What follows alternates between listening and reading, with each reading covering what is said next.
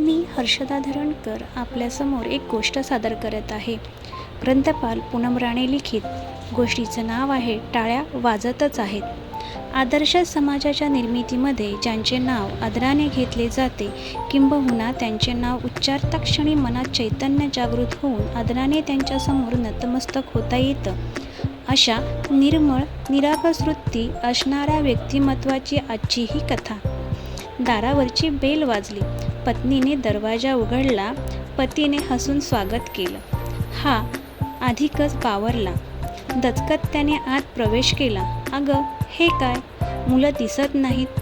तुम्ही हातपाय धुवून घ्या, चहा आणते, पत्नी म्हणाली. हा अधिकच गोंधळला आणि बावरला. इतक्यात पुन्हा दारावरची बेल वाजली.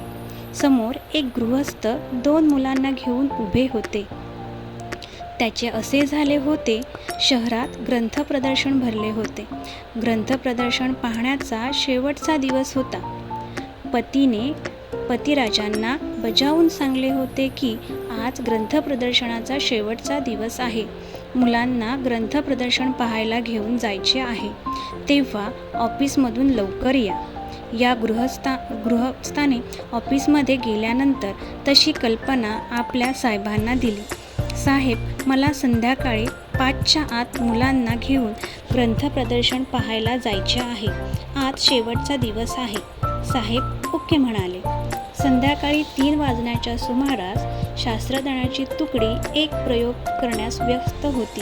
साहेबांनी खिडकीतून पाहिलं. जर यांना मुलांना घेऊन जाण्यासाठी सोडलं तर प्रयोग अर्धवट राहील, म्हणून थेट साहेब त्यांच्या घरी गेले व मुलांना घेऊन ग्रंथ प्रदर्शन पाहून आले देखील.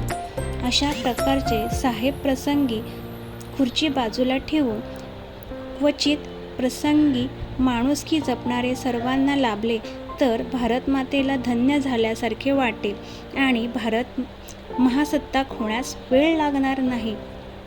मुलांनो, स्वतःची 25,000 ग्रंथसंपादना असणारे, स्वतःच्या विचारांना प्रत्यक्ष कृतीची जोड देणारे, मुलांवर प्रचंड प्रेम करणारे, आपणा सर्वांचे आवडते शास्त्रज्ञ डॉक्टर APJ अब्दुल कलाम, त्यांचीच ही वरील कथा. रोज 1 तास तुम्ही काहीही वाचा, ज्ञानाचे एक केंद्र होऊन जाल, असा त्यांचा संदेश आपणासाठीच आहे. मुलांनो, ग्रंथ वाचन करा. या वाक्याची आपल्याला अनुभूती आल्याशिवाय राहणार नाही. लहानपणीचा त्यांचा एक प्रसंग आठवतो. वर्तमानपत्र गठ्ठे दुकानात टाकून घरी आले. खूप थकले होते. आई भाकऱ्या भाजत होती. गरम गरम भाकरी त्यांच्या ताटात वाढत होती. भूक जोराची लागली होती. आई वाढत होती, ते खात होते. भावाने पाहिलं. हाताने खून करून डॉक्टर कलामांना त्यांनी बाहेर बोलावलं. अरे, आधाशासारखा खातोस काय? आईसाठी डब्यात पीठही शिल्लक नाही, ती उपाशीच राहील. हे ऐकून त्यांना फार वाईट वाटले. आईला त्यांनी घट्ट मिठी मारून माफी मागितली. आईने त्यांना प्रेमाने जवळ घेतले आणि म्हणाली, अरे, हरकत नाही. माणसं प्रसंगातूनच घडत असतात. यापुढे प्रथम दुसऱ्याचा विचार कर. चेहरा नेहमी आनंदी ठेव. मन आनंदी ठेव. कितीही कठीण प्रसंग आला तरी मनाचा तोल जाऊ देऊ नकोस आणि सतत कार्यमग्न राहा. ते अत्यंत हुशार वर्गात सर्वप्रथम येत होते. इंजिनियर कॉलेजच्या ॲडमिशनच्या वेळेला त्यांनी अर्ज भरला.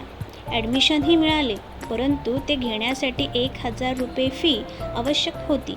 वडिलांकडे इतके पैसे नव्हतेच.